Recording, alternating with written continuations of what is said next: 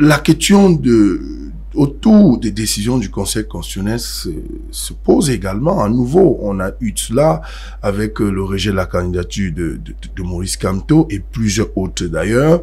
Au jour d'aujourd'hui, on y arrive où on voit Maître Akerimuna se tirer les chignons en disant on ne peut pas, selon au sens de la loi, avoir un président qui soit dépendant et inviter le peuple à aller voter pour lui au moment où les Camerounais ne le voient pas. Et ça va être compliqué, difficile, mais le Conseil trouve le moyen de dire c'est rejeté. Pour moi, ça pose un problème. Ça pose un problème parce que avant que Maître Akerimuna ne saisisse le Conseil constitutionnel, avant qu'on ne rejette d'une manière grossière la candidature de Maurice Kamto aux yeux du monde entier, avant tout cela, il y avait déjà une campagne des uns et des autres qui disaient non à la candidature de Paul Biya. Il y a même eu un certain Télé Onana qui du RDPC s'est levé pour dire que non, déjà même de par les textes de base, les congrès qui n'avaient jamais été faits sont que le candidat du RDPC, qui est le candidat naturel, le président, ne devrait plus l'être parce que selon leur propre statut, il n'était plus éligible. Selon son âge et autres, on s'attendrait qu'il y ait du sang neuf, qu'on renouvelle les instances. Qui ne voudrait pas avoir un président vigoureux qui puisse descendre dans un marché quand il y a un incendie pour venir dire assia aux commerçants?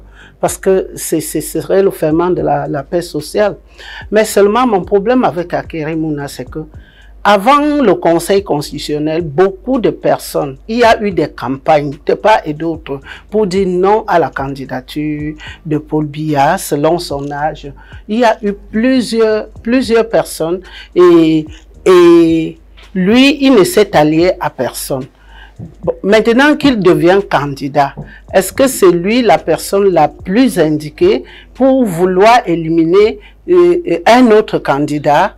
Est-ce que c'est comme ça la compétition doit être faite? Pourquoi Akerimuna, qui vivait pourtant au Cameroun, qu'il a compris ce que les autres Camerounais ont dit, et n'a pas été avec ces autres Camerounais-là, par exemple, n'a pas soutenu Télé Onana pour dire que non à la candidature de Paul Biya?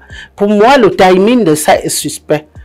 Je n'ai pas fini de comprendre ce qui est derrière cette histoire d'un ancien bâtonnier, parce qu'il est quand même suffisamment juriste. Ajouté au fait que toutes les requêtes que l'opposition a envoyées, soit c'était que le Conseil constitutionnel est incompétent, ce qui est vraiment extraordinaire aux yeux du monde entier. Notre dernière échelle de juridiction se déclare incompétent. Ça veut dire que quoi? Il ramène la juridiction dans la rue. Ça veut dire que nous devons nous auto-faire justice, parce que je crois que c'est quand ça dépasse d'autres juridictions que le Conseil constitutionnel devrait s'en saisir. Mais lui, il s'est déclaré incompétent, pas une fois, pas deux, pas trois, avant d'arriver à cette grossière date du jour où on rejetait la candidature de ceux sur qui beaucoup ont posé leur espoir. Si nous voulons aller à chercher notre président de la République, moi je pense que il était temps qu'on donne la chance à tout le monde, à tous ceux qui veulent compétir. Un ancien candidat à l'élection présidentielle a pu faire poids pour mériter que grossièrement et froidement comme ça là, sa signature soit rejetée. Avec tout ce qui a couru, les sites de l'ATE modifiés, les appels nocturnes, et tout ça a été posé sur la place publique, et malgré tout ça, on a quand même pu rejeter. Et Akerimuna se lève aujourd'hui, soit il a décidé de vouloir faire un peu de buzz. Il a décidé de vouloir attirer l'attention sur lui, parce que nous sommes en période de campagne, et peut-être tout moyen est bon pour attirer l'attention sur lui, mais moi je pense que le timing était mal choisi, et que c'est même suspect, à la limite, le fait que Akerimuna ait demandé le rejet de la candidature de Paul Biya. Ça aurait pu être tôt que je lui donnerais raison, mais c'est assez tard déjà pour le faire. Et contrairement à ce que mon voisin d'en face, Eli a dit, moi je pense que on a besoin de connaître le candidat. On a besoin de savoir la vigueur, le physique d'un candidat. On a besoin, parce que c'est très indécent d'être en train de, nous autres qui pensons avoir mis le bulletin du président Paul Biya dans les urnes, pour que le lendemain de ce jour, il porte ce pouvoir que nous lui avons conféré pour donner à quelqu'un sans nous consulter, nous qui l'avons élu. Si le phénomène va se reproduire, ça fait problème. Ça fait que nous nous demandons quelle place nous avons dans leur cœur. Quelle place le peuple camerounais qui à 71% avait voté Paul Biya est dans leur cœur. Parce que tout le monde est en train de se demander, oui, après tout, est-ce que, moi je suis curieuse de savoir, est-ce que le président va enfin se présenter à nous? Est-ce que le président va enfin faire la campagne? Est-ce que le président va se faire investir? Et même si c'était le cas, et qu'il est vraiment fatigué, comme le prétend Akerimuna, le lendemain, il va confier notre destin à la personne que nous n'avons pas choisie. Ça pose problème. C'est pour ça que je dis, il faut quand même que Yaoundé essaye de réviser sa posture pour nous donner un peu de place, nous, peuple camerounais. Parce qu'aujourd'hui, on nous dit qu'il y a des concertations à Yaoundé, qu'on appelle même nos chefs traditionnels. Lesquels chefs traditionnels ne font aucune réunion avant d'aller à Yaoundé, ne font pas du rendu après être rentrés. Et des évêques qu'on a appelés, sur 47 sont partis. On ne sait pas où. Bon, c'est vrai que le prélat lui a tendu le micro à la sortie. Il a dit ce qu'il a pu dire. Mais est-ce que c'est suffisant pour savoir tous ces gens qu'on appelle à Yaoundé là? Est-ce que le leader dans le cadre de la campagne présidentielle peut représenter le peuple vraiment? Il y a problème. Et maintenant, ça cause un désordre fou dans nos villages. Parce que les gens sont en train de dire que leurs chefs traditionnels qui sont allés à Yaoundé rencontrer, faire cette concertation, que nous ne savons pas forcément le contenu de la concertation, devraient être maintenant vus comme les ennemis de leur peuple. Est-ce que ce n'est pas la zizanie totale qu'on est en train de s'aimer au Cameroun? De grâce, il faut quand même qu'on fasse des choses dans la règle de l'art. Si ces concertations sont dans le cadre de la campagne électorale, je sens qu'il y a des équilibres. Voilà,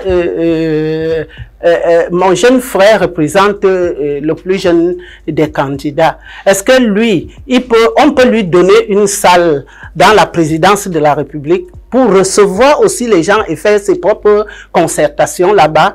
Est-ce que c'est le cas? Est-ce qu'on peut aller en guerre à armes inégales? Voilà pourquoi certaines personnes, sans être défaitistes, pensent que ça peut être le résultat est connu d'avance. Le même Conseil constitutionnel qui n'a peur de rien, qui ne se base sur rien, qui ne prend aucun argument au sérieux, va venir lire le candidat qu'il voudra lire, sans que ce ne soit forcément le candidat sorti des urnes. Et c'est ça qui fait peur au Cameroun. Nous avons besoin que tout cela soit élucidé. Montrez-nous notre président et cela nous suffira. Comme dans la Bible, quelqu'un a dit, montrez-nous le visage du Seigneur et cela nous suffira. Nous avons besoin de notre président et cela nous suffira. Parce qu'on n'est plus sûr de ce que les uns et les autres, s'ils le font par amour pour nous. Vous avez parlé du système routier. Moi, je suis sorti de l'Orpom pour arriver ici. Vous n'avez pas su le martyre que j'ai souffert. Vous parlez, il dit les vallées, il ne pèse pas ce qu'il est en train de dire. C'est les vallées que nous traversons. Est-ce que avant, quand il y avait élection et que notre président était encore lui-même vrai, n'est-ce pas la veille des élections, on profitait de quelque chose? N'est-ce pas quand on a eu la CAN, on a validé la CAN pour le Cameroun, il y a eu quand même vers comment on dit, vers Yassa là-bas, des routes bitumées à cause du fait que la CAN est en train d'arriver. Avant, quand il y avait les élections, les proches des élections comme ça, on ne pouvait pas détruire le marché des femmes. Parce qu'on ne peut pas mécontenter le peuple à l'approche des élections présidentielles. Il y a problème, puisque ceux qui font, on sent de la désinvolture dans ce qu'ils font. Et c'est pour ça que c'est ce qui me fait poser des questions.